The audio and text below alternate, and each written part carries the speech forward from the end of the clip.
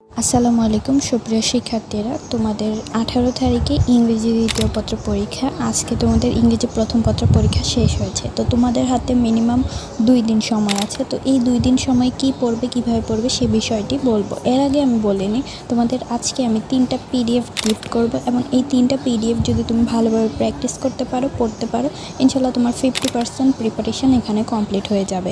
চলো তোমাদের বিষয়টি বুঝিয়ে দিচ্ছি।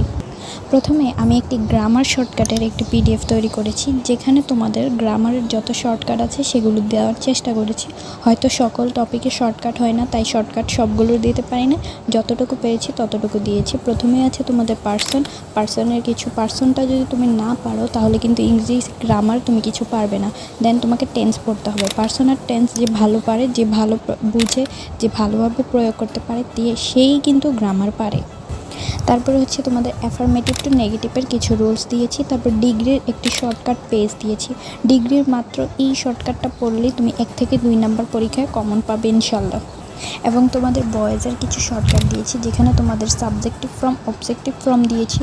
তারপর কোন ভার্বগুলো কোন ভয়েসে ইউজ করতে হয় সেগুলো তোমাদেরকে দিয়েছি। তোমরা কিন্তু জানো টেন্স পারলে কিন্তু তুমি ভয়েস পারবা। তার মানে কি, টেন্সটা আগে ভালোভাবে প্র্যাকটিস করার পর তুমি ভয়েসে যাবা, ঠিক আছে? তারপর তোমাদের কানেক্টরের 3টা পেজের একটা নোট দিয়েছি। তো 3টা পেজের মধ্যে ফার্স্ট পেজে তোমাদের 32টা দেখো, যে 32টা মানে দেওয়া আছে কানেক্টর। এই 32টা কানেক্টর যে পারবে, ভালোভাবে এটা প্রয়োগ করতে পারবে, সেই কিন্তু কানেক্টর পারবে। এই 32টা বাদে তোমাদের পরীক্ষায় কোনো কানেক্টর আসে না। তার মানে তোমাকে কী করতে হবে, এই 32টা খুব ভালোভাবে পড়ে যেতে হবে। ইনশাল্লাহ এগুলোর মধ্যে 100% তোমার কমন আসবে। এবং 2টা পেজে এর কিছু বিভিন্ন একাধিক যে প্র্যাকটিসগুলো, এক্সারসাইজগুলো, রুলসগুলো আমি তোমাদেরকে দিয়েছি, সেগুলো তোমরা দেখলেই বুঝতে পারবে। তারপর তোমাদের রাইট ফর্ম অফ ভার্বসের একটি শর্টকাট দিয়েছি।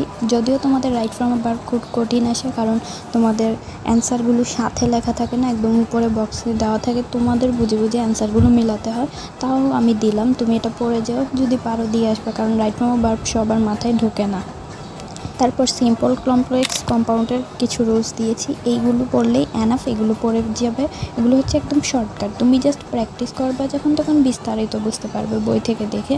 কিন্তু এগুলো জাস্ট শর্টকাট দিয়েছি যাতে তোমার মুখস্থ এবং মাথায় রাখতে হবে। এখন বিস্তারিত পড়ার কোনো সময় নেই, তোমাদের পরীক্ষা হচ্ছে 2 দিন পর। তুমি এখানে বিস্তারিত পড়লে কিছুই পারবে না, তুমি জাস্ট প্র্যাকটিস করতে থাকো শর্টকাট দেখে দেখে। ন্যারেশানে কিন্তু তোমাদের 5 মার্কস। তো ন্যারেশানের জন্য একটা ভালো শর্টকাট দিয়েছি, মাত্র 4টা টপিক পড়লেই এনাফ। তুমি কী পড়বে, 4টা টপিক জাস্ট পড়তে পারলেই তোমার 70% তুমি ন্যারেশান পারবে। এখানে তোমাদের 4টা জিনিস আমি দিয়ে দিয়েছি। এবার প্রিয় শিক্ষার্থীরা, তোমরা প্লিজ কষ্ট করে বোর্ড কোশ্চেনগুলো প্র্যাকটিস করে যাবে, ঠিক আছে? তোমার কাছে যেটা ভালো লাগে, যেই বোর্ডের কোশ্চেন ভালো লাগে, তুমি সেগুলো প্র্যাকটিস করে যাবে। ইংলিশ গ্রামার বিগত বছরের কোশ্চেন পড়লেই এনাফ। ইংলিশ গ্রামার এইভাবেই কমন আসে। আবার ইংরেজির রাইটিং পার্ট নিয়ে কিছু কথা বলি। ইংরেজি রাইটিং পার্টের জন্য টেকনিক ইজি এডুকেশনের সকল বোর্ডের সাজেশনটা পড়লেই হবে। তাদের সকল বোর্ডের আলাদা আলাদা সাজেশনের পিডিএফ আমি কমেন্ট বক্সে দিয়েছি। এই সবগুলো পিডিএফ কিন্তু কমেন্ট বক্সে থাকবে, আমি দিয়ে দিব।